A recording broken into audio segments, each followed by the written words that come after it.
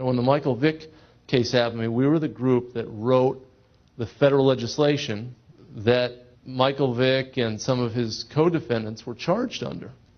Nobody was tougher on Michael Vick than we were. And nobody did more with that case than HSUS. All the laws, all the busts, we touched 262 raids of dogfighting, cockfighting operations in just the last year. We set up our, it's amazing. We set up our rewards program, we set up our tip line, we have confidential informants, we have undercover investigations. I mean, we are on it. Michael Vick's people approached me some months ago, 5 or 6 months ago, and said, Michael's getting out in May, and he wants to meet with you, and he wants to try to make amends for what he did. And I said, I'm sure that he does. And I said, I'm not, what he did was really terrible, and, our constituency really loathes what he did, and it was unconscionable. And I thought about it, and I sat with it, and I talked to Mike, and I talked to my colleagues, and I said, what are we about at HSUS? I said, are we about kind of writing off an individual who did terrible, unconscionable things and kind of treating that person as a pariah forever and dealing with endless punitive treatment of that person and trying to block his career from being resumed? Or are we about trying to make people better? And I thought to myself, I said, we're obviously about making people better. And I thought, well, it's easy to take the easy cases. It's easy to take the cases where someone wants to change or someone is enthusiastic about animals and their eyes have been open to the problems. I said, we've got to take the tough cases.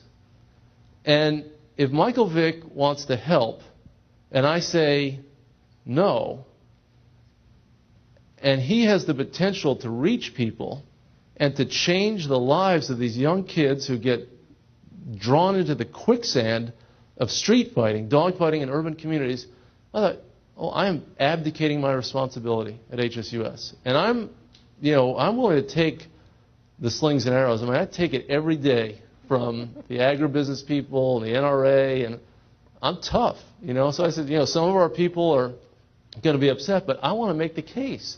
We're about change. We're about societal change, and we're about individual change. And if Michael Vick wants to help, he served time, 2 years, he lost $100 million. I said, I'm going to meet with a guy and see what he wants to say to me. And he said, I went to Leavenworth, Kansas. I went to the federal penitentiary, and I sat across the table from the man who was in jail, partly because of HSUS, because of us, because we decided that we were going to take on this issue of dogfighting. And he said, he was sorry for what he did. He said that he did terrible things, and I asked him what he did, and he told me. And he said, no one ever told me that it was wrong, although I knew it was wrong. And he told me, and this was the most powerful part of what he told me, he said he started dogfighting when he was 8 years old in Newport News, and he said a lot of the kids in the neighborhood did it. They lived in public housing, and they couldn't have animals in the public housing, and they kept the pit bulls in abandoned houses, and they fought them. And he said cops drove by when they were fighting, and he said that nobody ever told him it was wrong. But he said he still knew it was wrong, and as an adult, he has the responsibility. I said, well, you knew it was wrong, and you deserve your punishment because you did an awful, awful thing. He said, yes, I did, and he said, I deserve to be in here. But he said, now I want to try to make a difference. And I couldn't judge the authenticity of it. All I knew was that his professional interests run in the same direction as our interests.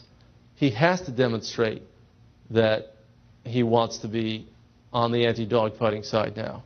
And I thought that that was an insurance policy for us.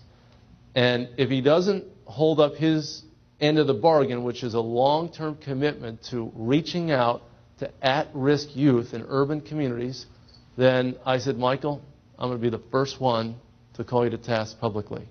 And I said, people are going to listen to me because we're the ones who gave you a chance. So you better fulfill your promise.